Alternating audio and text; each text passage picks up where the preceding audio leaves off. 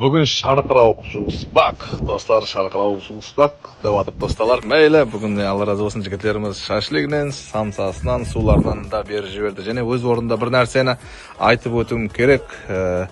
Іті бар, яғни ұсталарымызға іті бар, жақламақ қиналып атырған жоқ қой. Сау болсын, саламат болсын қоңыстар. Яғни күн ара осындай азық ауқатларынан қарасып атырған, бөлісіп.